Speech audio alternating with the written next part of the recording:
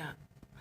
Alors, en gros, nous avons vu les événements à venir dans un résumé de Mike 444. C'était la vidéo du 4 avril 2020 sur ma chaîne.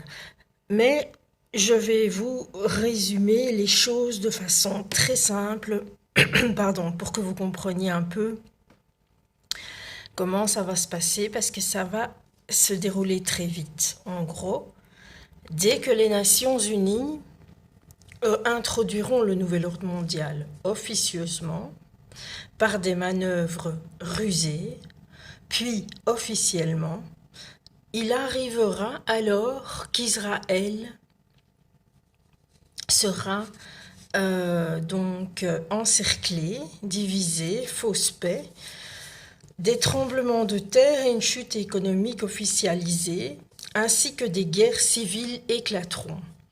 Et le Lawless One, ou l'Antichrist, sera révélé. Mais que personne ne vous trouble d'aucune manière, nous dit saint Paul dans 2 Thessaloniciens 2,5. Parce que ce qui est très important à comprendre, c'est que il n'y aura pas d'arrivée ou de retour du Christ avant, premièrement, qu'il y ait une grande apostasie, c'est-à-dire une grande rébellion face à la chrétienté. Et deuxièmement, qu'il apparaisse l'homme du péché, donc celui qui se place dans le temple de Dieu et se proclame lui-même Dieu. Donc les troubles de Jacob et la pucérée fidée s'installeront avant la moisson et le retour du Christ. Il y aura la loi martiale qui sera introduite en même temps que beaucoup de camps de concentration. Donc, pendant les troubles, on verra l'accomplissement du chapitre 9 et 14 de l'Apocalypse, dont je vais vous parler tout de suite. Donc, le pape et le Mahdi établiront la nouvelle religion mondiale. Il y aura une guerre nucléaire, un EMP, c'est-à-dire un arrêt d'électricité, la chute des géants sur la terre provenant des abîmes et de l'Antichrist. Et l'Antichrist amènera alors la paix, et la sécurité, avec l'obligation de l'adorer et de porter une puce électronique. Alors c'est ici que Super Gospel Gangsta de YouTube nous explique très bien les séquences qui doivent arriver, parce qu'elles sont décrites dans le chapitre 14 de l'Apocalypse. Et elles sont décrites exactement dans l'ordre où elles doivent se passer. Donc, Révélation chapitre 14, verset 6, l'Évangile est annoncé à chaque nation, langue et peuple par un ange. Chapitre 14, verset 7, donc juste après, séquence d'après, cet ange crie fort, craignez Dieu et rendez-lui gloire, parce que l'heure du jugement est venue, et adorez-le, lui qui a fait les cieux, la terre et la mer, et les fontaines d'eau.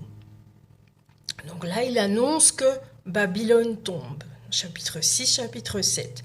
Au chapitre 8, alors un deuxième ange suivit, disant, Babylone est tombée, cette grande ville, parce qu'elle a fait boire à toutes les nations de la fureur de sa fornication. Ça, c'est la séquence suivante.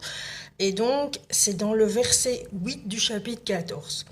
Ensuite, verset 9, et un troisième ange suivait, disant d'une voix forte, si un homme adore la bête et son image et reçoit la marque sur son front ou dans sa main,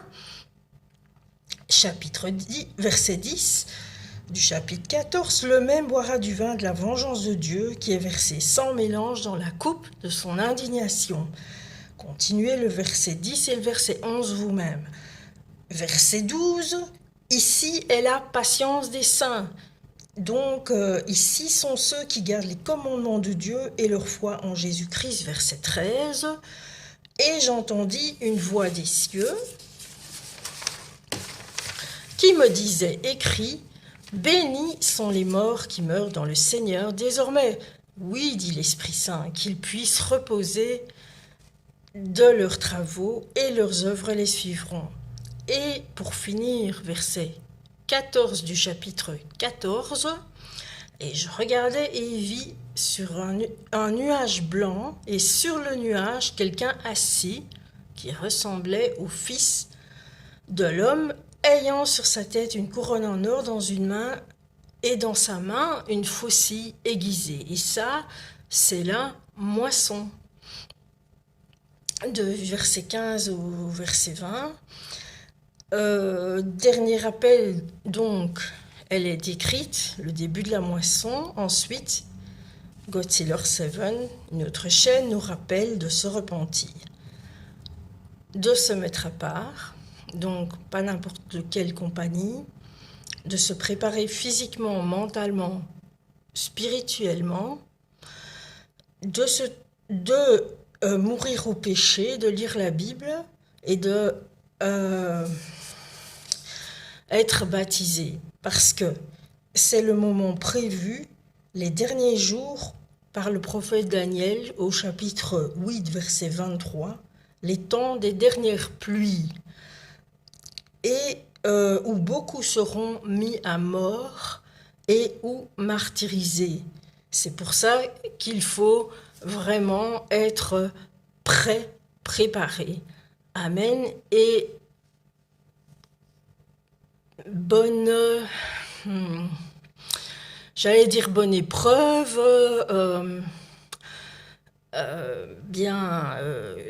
restez surtout fidèles et ayez la foi en Jésus-Christ.